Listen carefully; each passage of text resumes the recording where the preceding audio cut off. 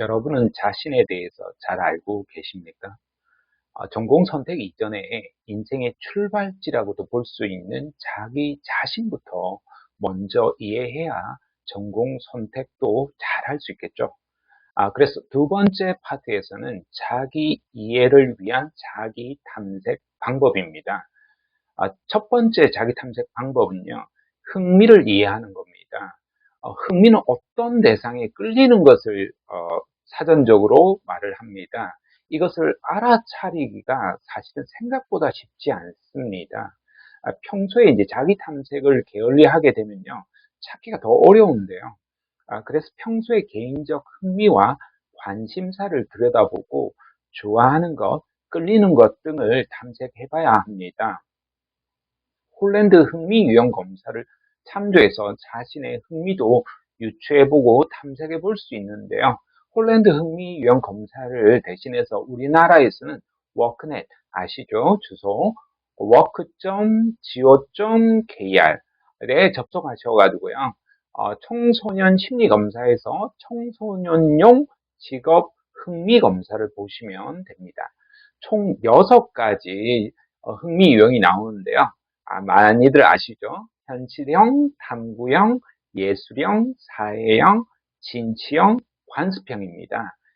이 검사를 통해서 자신이 어떤 흥미를 가지고 있으며 어떤 특징이 있는 사람인지 어떤 활동을 선호하는지 탐색해 볼 수 있습니다. 각 유형이 선택한 대표 직업들도 살펴볼 수 있으니까 참조해 볼 수 있겠죠. 자신의 흥미 유형에 어울리는 관련 학과도 탐색해 볼 수 있어서요. 아주 유용하니까 꼭 검사를 한번 보시기 권합니다. 이 영상은 제 유튜브에도 올려놓은 것들이 있으니까요. 살펴보시면 좋겠습니다. 두 번째 자기 탐색 방법은요. 적성 이해하기입니다. 흥미가 좋아하는 것이라면요. 적성은 잘하는 것이라고 이렇게 구분해 볼 수 있습니다. 흥미와 적성이 일치할 수도 있지만요. 일치하지 않을 수도 있습니다. 사실은 제법 많이 있는데요. 그런 측면에서 단지 좋아하는 것을 이제 전공을 선택하기보다는 잘하는 것이 무엇인지 알아보고 그 분야로 전공을 선택하는 것도 굉장히 좋은 전략이라고 볼 수 있겠습니다. 대학생이라면 성인 적성 검사를 보면 되는데요. 청소년들은 고등학생 적성 검사가 있습니다. 그걸 보시면 되는데요. 대략 1시간 정도의 좀 시간이 걸려서요. 많이 걸리긴 하지만 꼭 보시기 원합니다. 13가지 하위 검사로 해서요. 9가지 이제 적성 요인을 파악할 수 있습니다. 언어 능력, 수리 능력, 추리력, 공간 능력, 지각 속도, 과학 원리, 집중력, 색채 능력, 사고 유연성 등을 알아볼 수 있는데요. 검사 결과 자신에게 적합한 직업까지 추천받을 수 있어서요. 유용한 검사입니다. 워커넷에서 이렇게 무료로 적성 검사를 볼 수 있으니까요. 그리고 이 외에도 뭐 유료로 볼 수 있는 다양한 검사들이 있긴 한데요. 다중지능검사와 같은 검사들도 활용해 볼 수 있겠습니다. 이런 적성 검사와 더불어서 평소에 본인의 학업 성적 냉정하게 좀 살펴보셔야 됩니다. 제가 항상 웃을 때는 제가 못했기 때문에 이런다라고 말씀드렸죠. 그 다음에 과목별. 하지만 여러분 과목을 잘하는 게 있단 말이에요. 실제로 저 역시도 어떤 특정한 과목, 자신은 잘했다라기보다는 선생님이 좋아서 이제 영어라는 것을 전공을 선택하게 되었거든요. 과목별 성적이라든지 왜 좋아하는지 이런 부분들 볼 수 있겠죠. 칭찬받는 거, 인정받는 거, 이런 거 알아보시고요.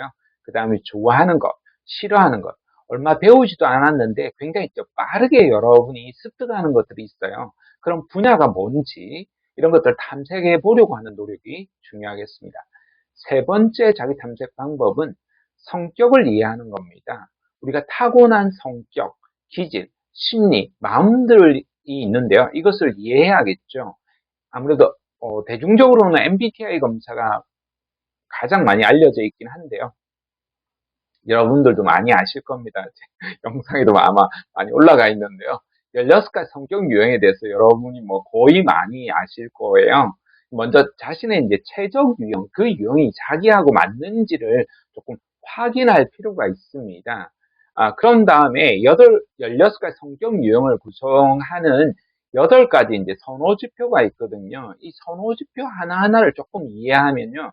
자기 탐색에 좀 더 많은 도움이 됩니다. 물론 이런 MBTI 검사뿐만 아니라 다양한 검사들이 있는데요.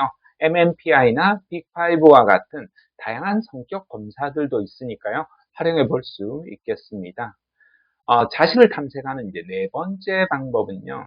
장단점이나 강약점을 이해하는 겁니다. 예전에는 골고루 모든 것들을 이제 잘하는 인재를 채용했다라면요. 이제는 특정 분야의 전문 역량을 갖춘 인재를 높게 평가하는 경향이 있습니다.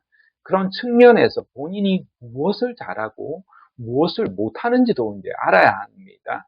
무엇보다도 이제 전공 선택이나 앞으로 직업 선택에서도 잘 못하는 분야를 이제 선택하지 않는 것이 중요한데요.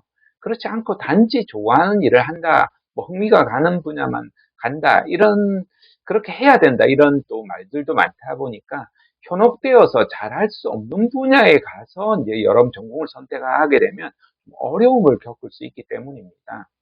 5번째 이제 자기 탐색 방법은요. 꿈이나 비전이나 자신의 이제 가치관을 이제 탐색하고 수립하는 겁니다. 전공을 통해서 이루고 싶은 진로 목표가 무엇인지, 직업 목표가 무엇인지 정하는 것이 좋은데요. 본인의 인생 포부가 무엇인지, 앞으로 어떻게 살고 싶은지, 여러분이 꿈꾸는 라이프 스타일이 무엇인지, 어떤 목적을 가지고 인생을 살아가고 싶은지, 인생에서 무엇을 우선적으로 중요하게 생각하는지 결정하는 우선 가치관이라고 하는데요. 그런 우선 가치관도 수립해야겠죠.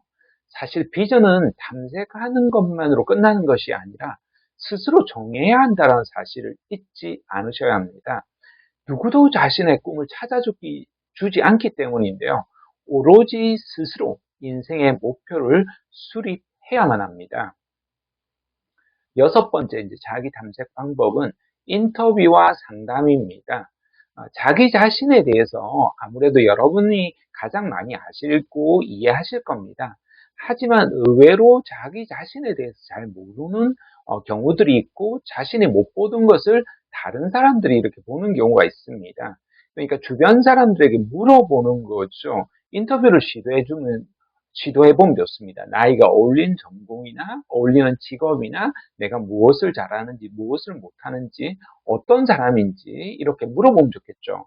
그게 이제 담임 교사든 또 진로 교사든 뭐 상담하시는 선생님이든 학부모든 친구도 좋습니다. 외부의 전문가도 좋고요. 다양하게 이제 물어보면서 자신을 탐색해 볼 시간을 가져보면 좋습니다. 이렇게 준비하면 분명히 목표 전공들이 보일 겁니다. 그렇지만 간혹 이렇게 조사 준비했는데도 마땅하게 떠오르는 또는 맞는 전공이 눈에 보이지 않는다 이런 생각이 드는 학생들도 있을 수 있어요. 그럴 때 이제 실망할 것이 아니라 본인이 원하는 전공이 떠오르기 전까지는 일단 가상의 전공 목표라도 정해놓는 게 좋습니다. 왜냐하면 목표가 없다 보면 앞으로 어디로 나아가야 될지 모르다 보니까 가상의 목표가 있으면 그 목표를 향해서 나아갈 의지가 생기기 때문입니다. 그렇게 길을 나가다 보면 실제로 자신이 원하는 전공들이 분명히 보이기 마련입니다. 앞으로 인생의 길도 사실상 마찬가지거든요.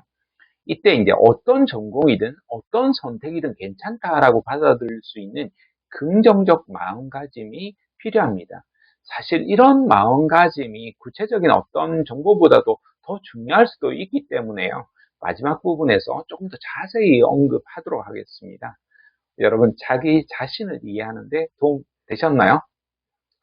자기 자신을 이해하려면 끊임없이 자신을 들여다보는 훈련을 평소에 반복해야만 합니다. 저는 인생은 자신에게 질문을 던지고 그 질문의 해답을 찾아가는 삶의 여정이다. 이렇게 제가 쓴 책에서 한번 언급한 적이 있었는데요. 그런 만큼 여러분 자기 안에 빛나는 보석들을 찾아 나아가시길 바랍니다. 자, 그럼 다음 편에서 뵙겠습니다. 여러분 모두 안녕!